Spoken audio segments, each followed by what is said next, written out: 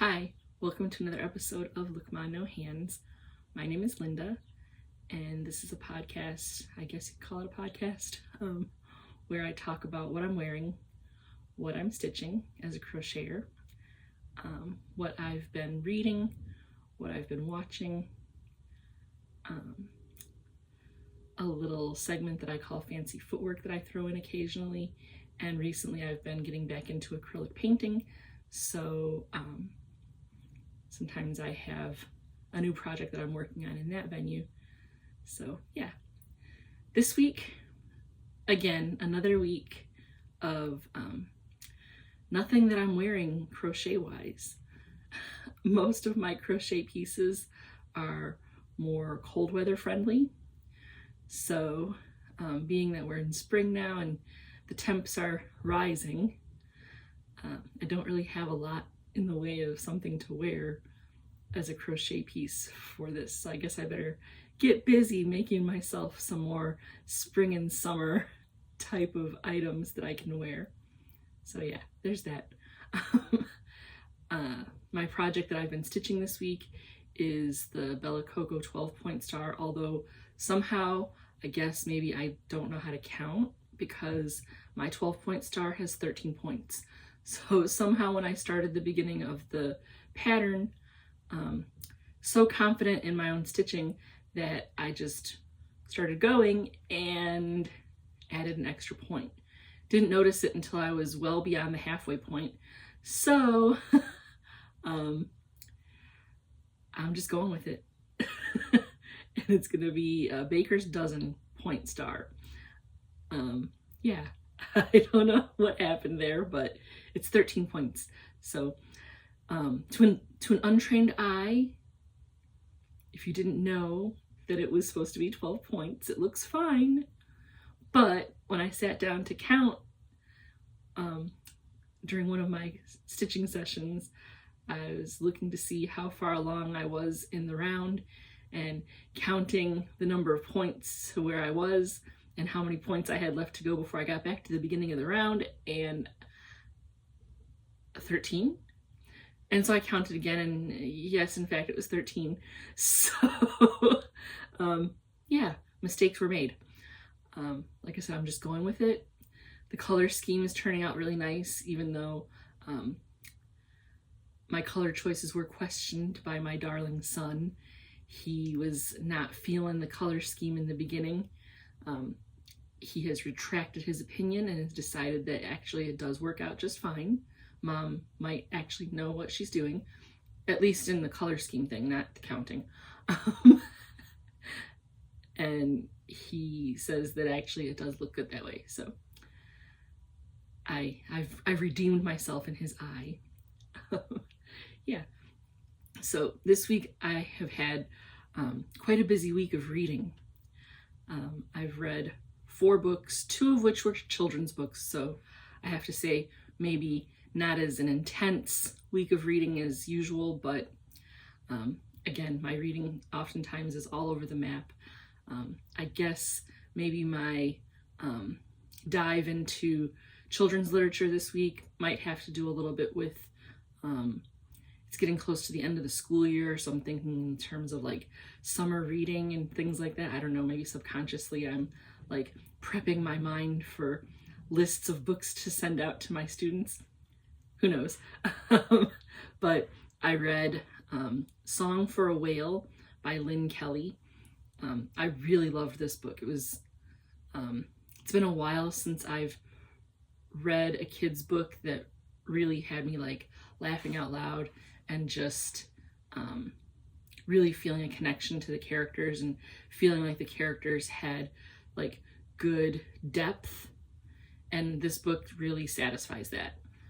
It's a book about a girl who is deaf, and both of her grandparents are deaf on her mom's side. So her mom knows sign language.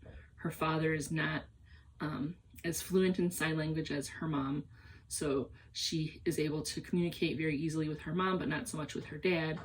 And that's a big sticking point in the story, like just the relationship between the young girl and her father. being kind of rocky because she feels like he doesn't really understand her and all that. But the premise of the story is that one of her teachers introduces the students to a story about a whale that emits sound on a frequency that other whales don't understand. And so for decades, this whale is swimming through the ocean without a pod of his own.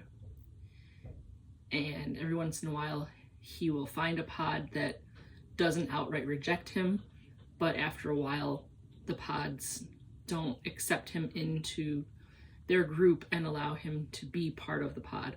So he's perpetually alone. And the young girl, Iris,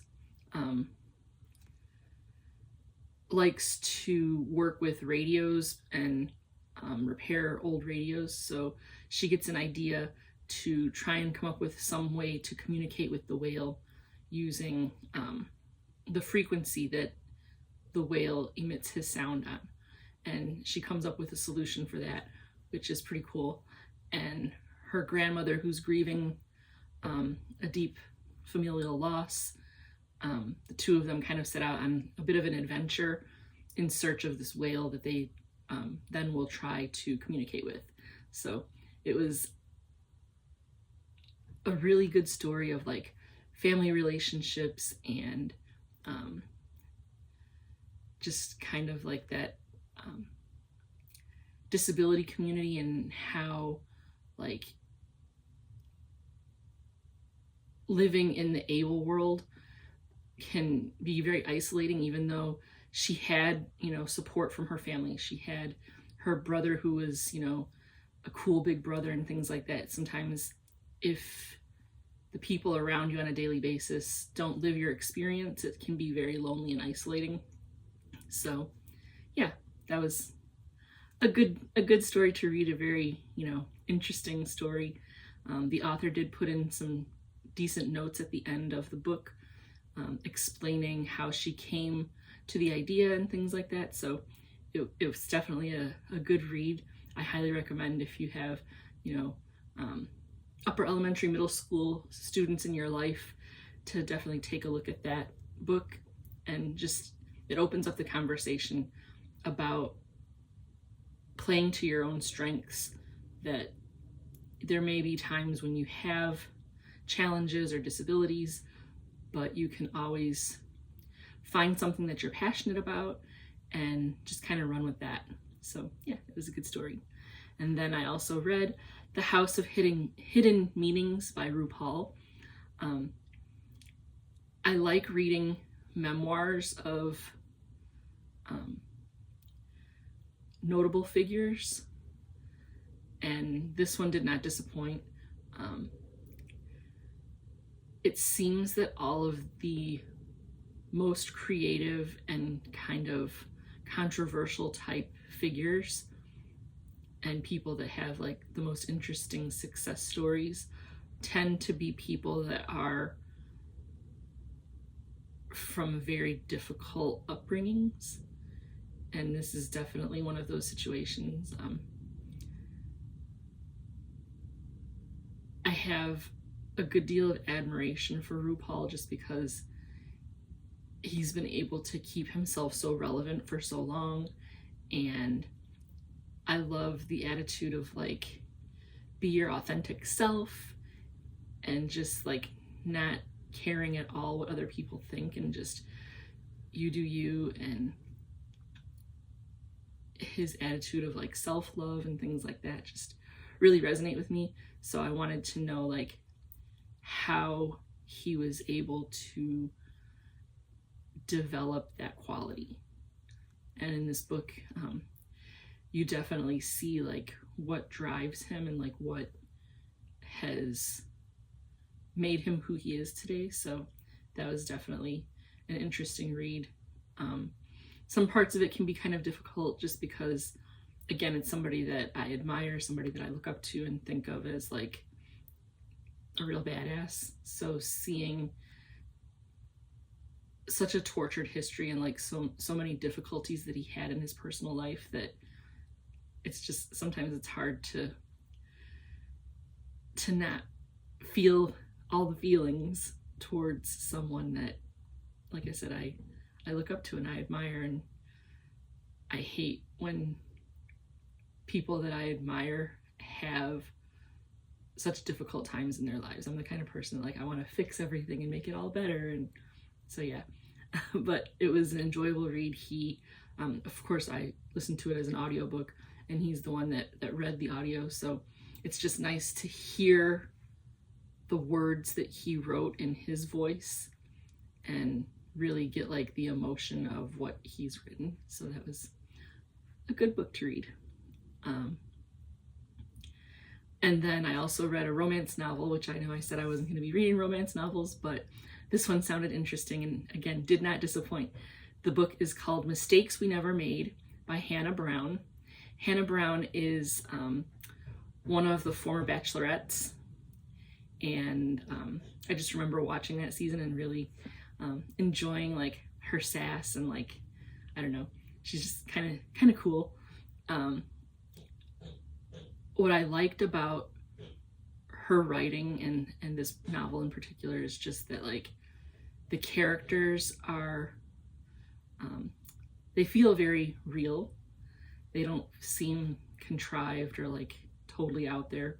And then also just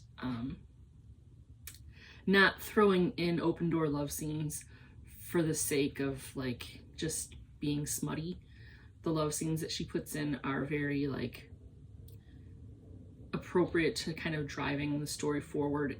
She doesn't get super graphic, and I appreciate that. The story is about the relationships, so it was a fun book to read.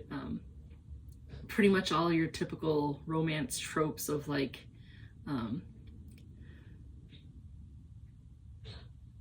the couple that kind of like loves to hate each other and hates to love each other. A lot of like missed opportunities between them, and it all boiled down to basically like poor communication. The two main characters of the story were friends in high school, debate teammates and things like that, and constantly like missing each other. Like they almost get together, they almost do this, they almost do that, and end up at a mutual friend's wedding, and the bride becomes a runaway bride, and then they have to kind of like hunt her down, and in their adventure of trying to find their friend, they kind of discover each other's story and how they kind of missed each other in terms of their own happily ever after. And so yeah, it was just a fun, lighthearted read. The relationship between the two main characters was interesting, just seeing like all the backstory to them and like how their relationship kind of evolved over the years and things like that. It was fun. So yeah, I like that one. Hannah Brown did a good job with that one. And then the last book that I read this week is called Ferris by Kate DiCamillo. She is the author of a book from quite a long time ago called The Tales of Despero. Love Tales of Despero. But Ferris is another book that like she just hit it out of the park. Ferris is a young girl who lives in like a multi-generational household. Her grandmother tells her that she's seeing a ghost, and so a big part of the story is trying to figure out why the ghost is communicating with the grandmother, and then trying to resolve the issue that the ghost has presented to the grandmother. And Ferris's mother is a very pragmatic woman. She thinks that all of Ferris and her father and her grandmother's kind of fanciful ideas, Ferris's uncle doing all of his off-the-wall things, just makes no sense to the mom. And Ferris's little sister is really out there. She's, I guess you could say, a bit of a rebel, kind of a kooky little girl. She's, I think, like 5 years old, and she's just crazy. Her favorite phrase is "Get out of my way, fools!" And so she's definitely a little firecracker of a character, and she's hilarious. So many times throughout listening to this book that I literally laughed out loud. I'm sitting on the stationary bike at the gym listening to the book and just laughing, like bursting out laughing. I probably seemed crazy just like randomly laughing for no reason, but the book was just that good. Like, it just really made you feel the feelings and get behind the characters. Ferris has a best friend that is just really cool. All the characters were just very well developed, and yeah, if you have a chance to pick this one up, I would definitely recommend it. It's my teacher brain automatically went to, wow, this book has a lot of really great vocabulary words. Ferris and her friend have a teacher that is very passionate about teaching rich vocabulary, Mrs. Milk. So they have their Milk vocabulary list that they memorize how to spell the words, and they memorize all the meanings of the words, and the teacher really instills in them the importance of finding the right word for the moment. So that's a big part of the story, which I love that, because being kind of a bibliophile and just like a grammarian, and like language is like one of my deep passions, this book really hit me. I was like, yes, this is awesome. The teacher in me, and then seeing this teacher in this story, just I really connected with the teacher, even though the character of Mrs. Milk is probably 20 or 30 years older than I am. I felt like, had I continued on in my career to being the age that she is, and the level of my career that she had gotten to be, that would have been me trying to teach my students the importance of finding the right word and being passionate about words. Yeah, this book was a definite, like, you got to pick it up. So if you have any young people in your life, you know, upper elementary, middle school, for sure this should be on their summer reading list, because like I said, lots of good vocabulary, just a really fun, like, goofy story. There are some deep storylines within it, but nothing too heavy that like the kids wouldn't enjoy reading it. Like, there's a lot of just, you know, kooky, funny, interesting things about the story. So it's definitely a good read. Very high on my list of recommended kids books to pick up. So yeah, like I said, kind of all over the place with my books this week, but sometimes I need to just kind of shake it up a little and find some things that maybe I wouldn't typically pick up, but these books really hit it this week. What I've been watching, since I've been doing a lot more reading this week, haven't been watching quite as much. Also, Thursday night was the NFL draft, which interrupted the Thursday night lineup of television that I watch. So pretty much all, well, I shouldn't say all, a good number of the shows that I watch every week were not on. So watched Will Trent, which, you know, every week, gotta love Will Trent. It's been a good season 2. Lots of like ups and downs with different characters. So yeah, just fun and interesting, and different storylines that I'm interested to see, like what direction they're going to go in, and if certain characters are going to get back together, or whatever the case may be. So yeah, been watching GH every day like I usually do. definitely a little bit nervous about what they're doing with the Sunny story. It's always interesting to see how things are going to pan out with characters that are so fraught, like Sunny Corinthos. So they've got Sunny and Carly kind of back together, not necessarily romantically, but the story has them back in each other's orbit. So again, happy there, because Sunny and Carly just belong together. Like, yeah. On Hulu in the evening, to kind of wind down for the evening, we've been watching Who's the Boss. Again, just something kind of lighthearted and take your mind off of all of the craziness that's going on in the world right now, and just de-stress with a little bit of Tony Danza and Who's the Boss. So yeah. On Prime Video, continuing to watch Everwood. Just a great throwback show. Brings back a lot of memories, so that's fun. We watched South Pacific.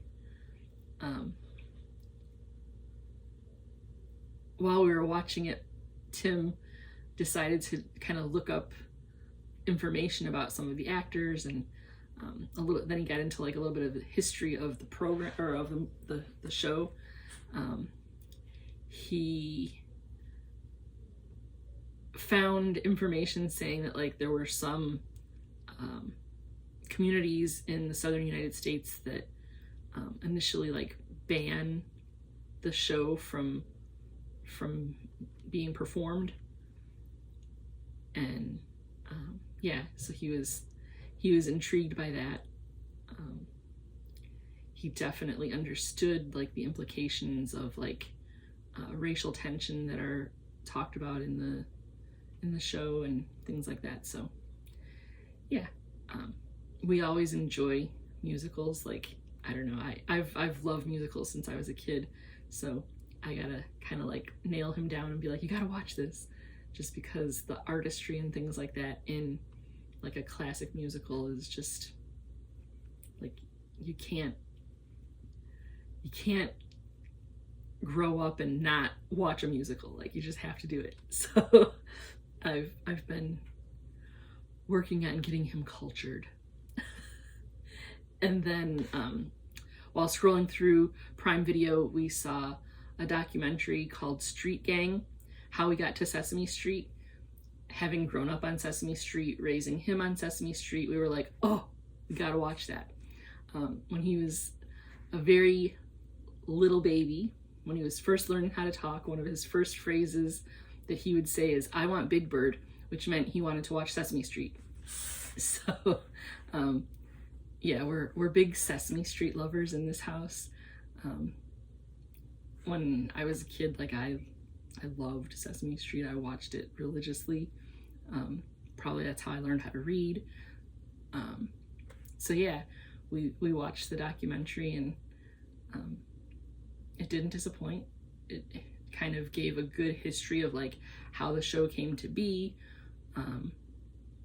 Getting to hear from like the creators of the show is something that I really loved. Like I said, I have always loved Sesame Street, and like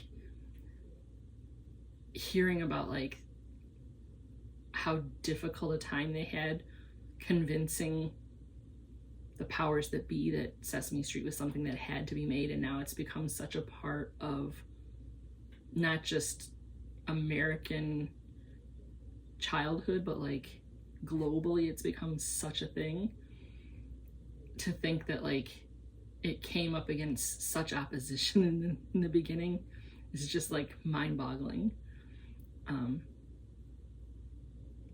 And hearing the people, like the creators, talk about like how they wanted to not talk down to kids, like they wanted the show to really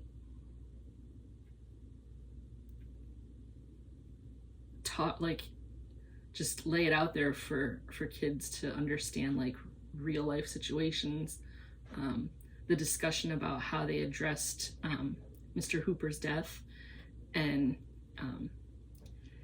I just remember being a little kid and watching that episode and even now as an adult, like I just love Big Bird so much, and just love the community that is Sesame Street, that still like guts me. I'm like, I'm 46 years old and it's still like, ooh, that hits.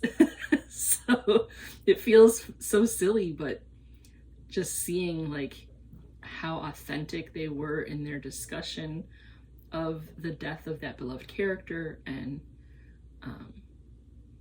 how real the emotion was in that, and the fact that they didn't like sugarcoat it or try and like diminish the impact of what that life event means. I think that was like a really important, like pivotal thing in child development at that time. A lot of people should like take a page from that book and just like realize that like speaking in developmentally appropriate terms but still being honest is so important when talking with children. So yeah, it was just a really cool documentary to watch, and just seeing some of like the B-roll footage of like the behind the scenes of Sesame Street and things like that was a lot of fun. It kind of like pulls back the veil on what is Sesame Street. Like I said, 46 years old, been watching Sesame Street forever, raised my kid on it, and then seeing some of like the behind the scenes of it, I'm like, well, now the magic's kind of lost, but I'm a grown-up, so I should get over it, right? So yeah, we were just both kind of sitting there like yeah, that was fun, but like maybe we shouldn't have watched that. No, I'm just kidding. Yeah, it was just even fun to kind of see like the puppets, like the original design of the different puppets, and hearing like how the puppets design like evolved and things like that was kind of cool. And yeah, it was just a really interesting documentary to watch when you like grow up with these characters and you grow up with like that show, and then just kind of getting the history behind the creation of the show was definitely something fun to watch. And as an educator, like hearing like how the show was created and like what the original intent was kind of almost makes me angry at what they're doing with the show now. But I mean, it is what it is, right? Maybe HBO should kind of pay more attention to what they put into that documentary and take it back to its original design and original intent. But one can only hope, right? That's my 2 cents. And then this week, the final thing that I have for you is another painting that I'm doing. The same one as last week, the easy waterfall landscape. My reasoning for painting it again is it was purchased by a friend of mine, and I painted it up, made it look nice, wrapped it up, shipped it off, and my son says, "What'd you do with that painting?" And I was like, "I shipped it off to California." And he said, "Well, I didn't get a chance to see the finished product." Fine, I'll just paint it again then, because he wanted to see like the finished painting live and in person. He goes, "Well, I guess a picture of it would be fine. I'm sure you took a picture of it." I said, "Yeah, I took a picture of it, but I can paint it again. Just, you know, for fun, I'll do it again." So, been working on that this week. And that's pretty much how my week has been. I have big plans on Saturday. Well, by the time you see this, my Saturday plans will be complete, but I'll definitely give you the update next week as to the fun happenings of Saturday during the day. So yeah, stay tuned for next week to find out all of the fun and interesting things that are happening in my world, and the fun activity that I have going on Saturday. Well, today for you. I'm recording on Friday, so yeah, anticipating my weekend plans. So have a great week, and I'll see you back next week.